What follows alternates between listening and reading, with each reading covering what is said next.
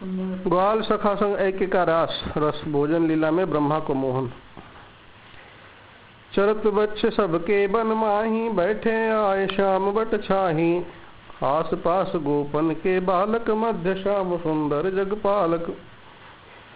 सब सखाओं की इच्छा श्री कृष्ण को स्पर्श कर पास में बैठने की थी, इसलिए मध्य में श्री कृष्ण बैठे। उनके चारों ओर कमल के पत्तों की तरह मंडल बना के सब बैठे। यद्यप सबका भगवान के सम्मुख होना संभव न था, फिर भी प्रभु की अचिंत लीला शक्ति ने सबके सम्मुख भगवान को प्रकट कर दिया। अपने सम्मुख भगवान को देख के सब बड़े प्रसन्न हुए। बालकों को ऐसा अनुभव होता था हम श्री कृष्ण के सम्मुख ही बैठे। गोपी के रास में भी सब गोपी अपने संग कृष्ण को देखती। प्रभु से ऐक्य स्पर्श दूरी ना होना, अभेदता महसूस करना ही रास रस है। हम उनसे अलग नहीं, सबको ब्रह्म का स्पर्श हो रहा है। सबके रोम पुलकित थे, सबकी आंखें केवल कृष्ण पर थी। आज दाऊ नहीं आए थे। श्री कृष्ण कैसे लग रहे थे? मोर मुकुट अरु कुंडल कानन, कोटि काम छब मोहन आनन। गेरुकाद चित्रित तन श्यामा, पीत बसन बन माल ललामा। बाहु विशाल लकुटि कर लीधे, गुंजन के आभूषण कीन्हे। सखा वृंद सब सुंदर सोहे, निरखत रूप मदन मन मोहे।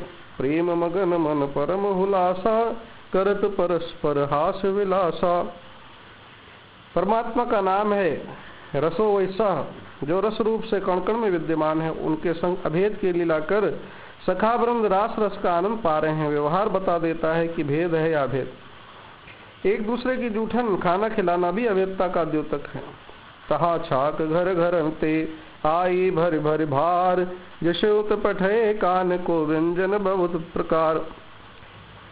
छाग पठाई मात, हर्ष कहत हरि सखन सो। दही लवण बहु भात, सर्वनि भोजन कीजिए।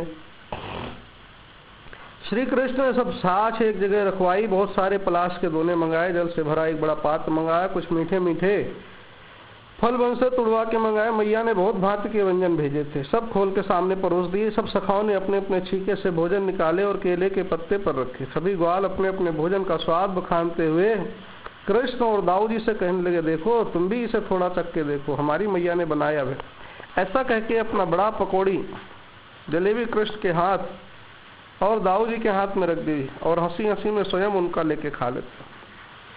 लेत परस्पर कौर छड़ाई, कबों की तो को देत कन्हाई। मीठे खाटे स्वाद बखाने, हास विलास करत सुख साने। सब उत्तम चीज कृष्ण को, मध्यम सखा को और स्वयं सामान्य वस्तु खाते। भोजन करते समय भगवान की झांकी बड़ी आकर्षक है। श्रोता लोग इस झांकी का ध्यान करें, भगवान अपने अनन्य भक्त पर कैसी कृपा करते हैं। बिभ्रत वेणुम जठरपयो श्रृंगवेत्रे च कक्षे। वामे पाणो मशृण कवलं तत्हान्यंगुलीषु। निष्ठन मध्ये स्वपरिहासयन् नर्मभिस्वैः। स्वर्गे लोके विशति बुभुजे यज्ञ भुक् बालकेलिः। भगवान ने कमर पर बंधे दुपट्टे में बंसी खोस रखी। श्रृंगी बाजा और बेंत बाईं और काख में दबाई। दही भात बाएं हाथ में और बिल आमलक आदि फल अंगुली में लिए हैं। परिहास वाक्य से भगवान ग्वाल बालों को हंसाते हुए कमल की कणिका के समान सबके बीच में बैठे भोजन कर रहे हैं। आकाश में स्थित देवतागण आश्चर्य से चकित हो ये लीला देख रहे हैं। ये कि भोक्ता भगवान आज बाल क्रीड़ा में निरत हो उनके साथ भोजन कर रहे हैं। यहाँ मंत्र की जरूरत नहीं, प्रेम की वाणी मीठी व्यवहार ही मंत्र है। बस खिलाना आना चाहिए, वो खाने को तैयार है। प्रेम ही जग में सार है और कोई सार नहीं। 2.5 अक्षर प्रेम का पढ़े सो पंडित होए। उसी समय ब्रह्मा जी आकाश में आए और एक दूसरे की जूठन खाते देख के श्री कृष्ण को देखा और सोचा, हरि माया मोहे सब प्राणी। कह ब्रह्मा कहाँ सुर मुनि ज्ञानी।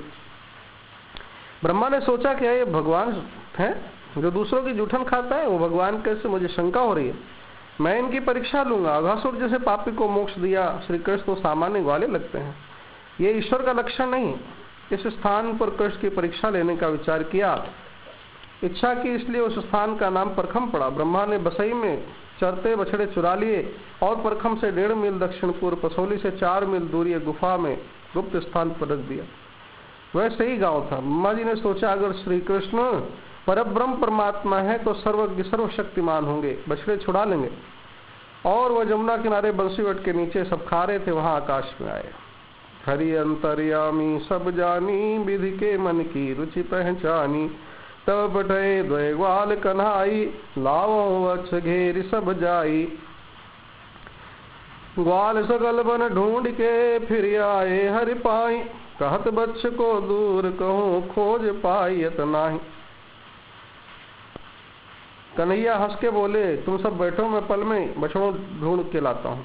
श्री कृष्ण परखम से दूर वन में गए। वैसे ही ब्रह्मा जी ने सारे सखाओं को भी चुरा लिया और वहीं से ही गांव में रख दिया। श्री कृष्ण ने ग्वाल सखा चुराने का चांस अवसर दिया था, मगर ब्रह्मा हरि की इस माया को जान नहीं सके। मन में गर्व कर मेरे जैसा कोई नहीं, ऐसा सोचते अपने धाम को ब्रह्मा दिया है। कृष्ण वन में परखम बंसी बटाए तो वहां ग्वाल नहीं है।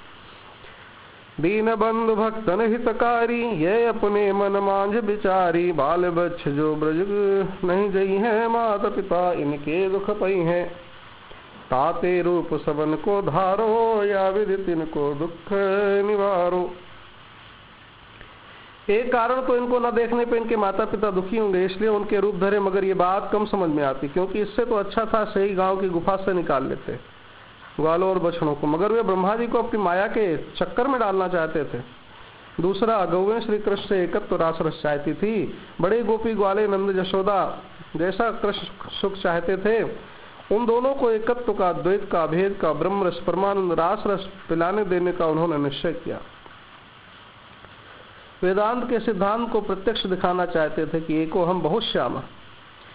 दरअसल ब्रह्मा को भी मोह नहीं हो सकता, मगर वे भगवान की और भी मधुर लीला का दर्शन करना चाहते थे, और ब्रह्मा श्री कृष्ण की महिमा जगत को दिखाना चाहते थे, इसलिए जानबूझ के मोहित बनने की लीला की है। इसे ही भक्ति कहते हैं।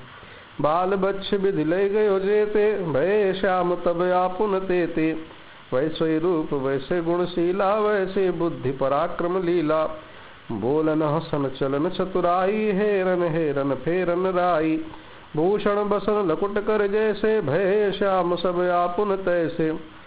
श्री कृष्ण बछड़े ग्वाले तो बने, उनकी लकुटी बंसी संग छीके सब वे ही बन गए।